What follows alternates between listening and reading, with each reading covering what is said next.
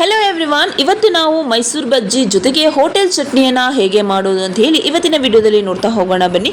So ಮನೆಯಲ್ಲಿ ನೀವು evening ಸ್ನ್ಯಾಕ್ಸ್ಗೆ ಅಥವಾ ಟೀ ಟೈಮ್ಗೆ ಏನಾದರೂ ತಿನ್ನಬೇಕು ಅನಿಸ್ತಾ ಇದೆ ಅಂತ ಹೇಳಿದರೆ ಬಿಸಿ ಬಿಸಿಯಾಗಿ ಈ ಒಂದು ಮೈಸೂರು ಬಜ್ಜಿಯನ್ನು ಟ್ರೈ ಮಾಡಿ.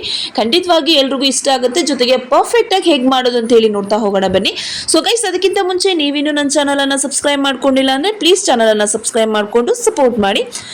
ಫಸ್ಟ್ ನಾನಿಲ್ಲಿ ಒಂದು ಬೌಲನ್ನು ತೆಗೆದುಕೊಂಡಿದ್ದೀನಿ. ಅದಕ್ಕೆ 1 ಕಪ್ ಅಷ್ಟು ನಾನು ಮೊಸರನ್ನು ಹಾಕ್ಕೊಳ್ತಾ ಇದ್ದೀನಿ. ಜೊತೆಗೆ 1/4 ಟೇಬಲ್ ಸ್ಪೂನ್ ಅಷ್ಟು ಸಾಲ್ಟನ್ನು ಹಾಕ್ಕೊಂಡಿದ್ದೀನಿ. 1 ಟೇಬಲ್ ಸ್ಪೂನ್ ಅಷ್ಟು ಬೇಕಿಂಗ್ ಸೋಡಾವನ್ನು ಸೇರಿಸ್ಕೊಳ್ತಾ ಇದ್ದೀನಿ.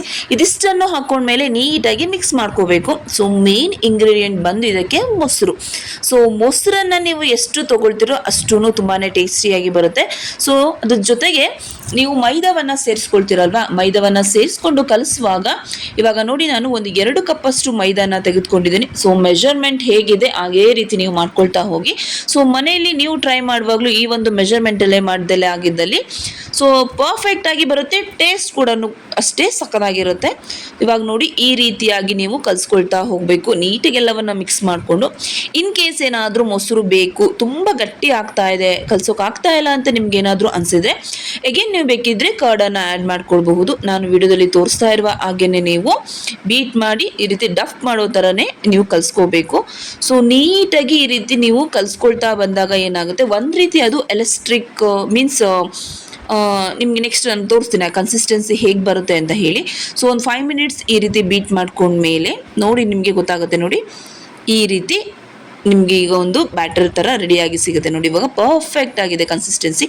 ಸೊ ಈ ಒಂದು ಹಂತಕ್ಕೆ ಬಂದಾಗ ಏನಾಗುತ್ತೆ ಅಂತ ಹೇಳಿದರೆ ನಿಮಗೆ ಆ ಬೋಂಡ ಬಿಡೋಕ್ಕೆ ಸಕ್ಕತ್ತಾಗಿ ಬರುತ್ತೆ. ನೋಡಿ ಈಗ ನಿಮ್ಗಲ್ಲಿ ತೋರಿಸ್ತೀನಿ ನಾನು, ಜಸ್ಟ್ ಸೈಡಿಂದ ತೆಗೆದಾಗ್ಲೇ ಎಷ್ಟು ಪರ್ಫೆಕ್ಟಾಗಿ ಬಂತು ಅಂತ ಹೇಳಿ.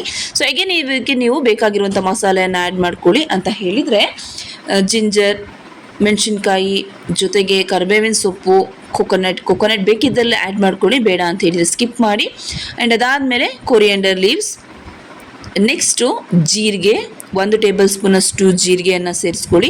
ಇಷ್ಟನ್ನು ಸೇರಿಸ್ಕೊಂಡ್ಮೇಲೆ ನೀಟಾಗಿ ಒಂದ್ಸಲ ಮಿಕ್ಸ್ ಮಾಡ್ಕೊಳ್ಳಿ. ಸೊ ನೀವು ಅಲ್ಲಿ ಬ್ಯಾಟರ್ ನೋಡ್ತಾ ಇರ್ಬೋದು ಹೇಗಿದೆ ಅಂತ ಹೇಳಿ, ಎಷ್ಟು ನೀಟಾಗಿ ಕಾಣಿಸ್ತಾ ಇದೆ ಅಂತ ಹೇಳಿ. ಸೊ ಈ ಒಂದು ಹಂತಕ್ಕೆ ರೆಡಿಯಾಗಿದೆ ಅಂತ ಹೇಳಿದರೆ ನಿಮ್ಮ ಬೋಂಡನೂ ಸಹ ಅಷ್ಟೇ ಪರ್ಫೆಕ್ಟಾಗಿ ಬರುತ್ತೆ.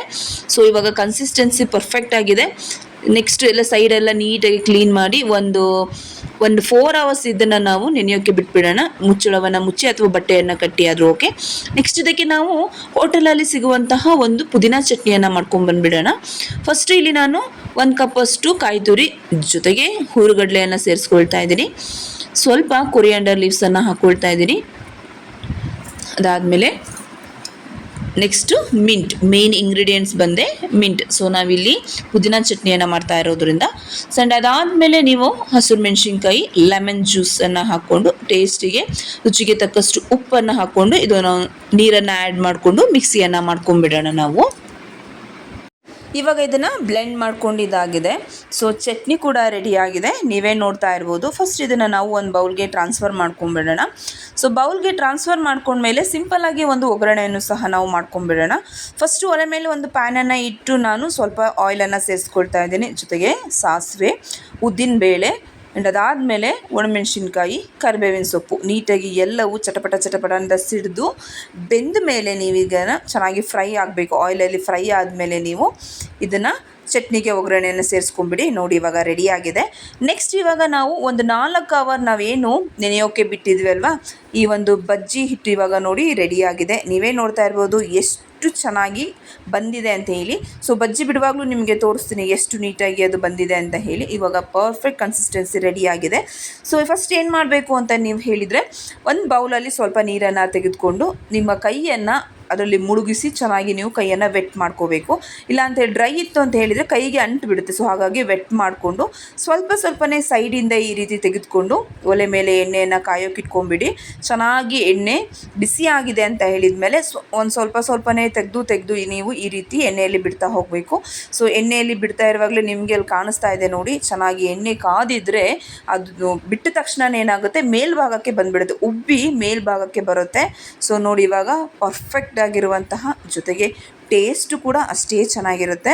ಹೋಟೆಲ್ ಚಟ್ನಿಯ ಜೊತೆಗೆ ನಮ್ಮ ಮೈಸೂರು ಬಜ್ಜಿ ರೆಡಿಯಾಗಿದೆ. ಸೊ ನೀವೇನು ಮಾಡಬೇಕು, ಗೋಲ್ಡನ್ ಬ್ರೌನ್ ಬರೋವರೆಗೂ ಫ್ರೈ ಮಾಡ್ಕೋಬೇಕು ಅಲ್ಲಿ. ಸೊ ಮೇಲೆ ಅದು ಕ್ರಿಸ್ಪಿಯಾಗೂ ಸಹ ಆಗುತ್ತೆ. ಇವಾಗ ನೋಡಿ, ಬಿಸಿಯಾಗಿರುವಂತಹ ಸಂಜೆ ಟೀ ಟೈಮ್ಗೆ ಇವಾಗ ನಮಗೆ ಮೈಸೂರು ಬಜ್ಜಿ ರೆಡಿಯಾಗಿದೆ. ಟೇಸ್ಟು ಸಕ್ಕತ್ತಾಗಿ ಬರುತ್ತೆ. ಮನೇಲಿ ಒಂದ್ಸಲ ಟ್ರೈ ಮಾಡಿ ವಿತ್ ಈ ಒಂದು ಪುದೀನ ಚಟ್ನಿಯ ಜೊತೆಗೆ. ಸೊ ಹೇಗಿತ್ತು ಅಂತ ಹೇಳಿ ಬಂದು ನನಗೆ ಕಮೆಂಟ್ ಮಾಡಿ.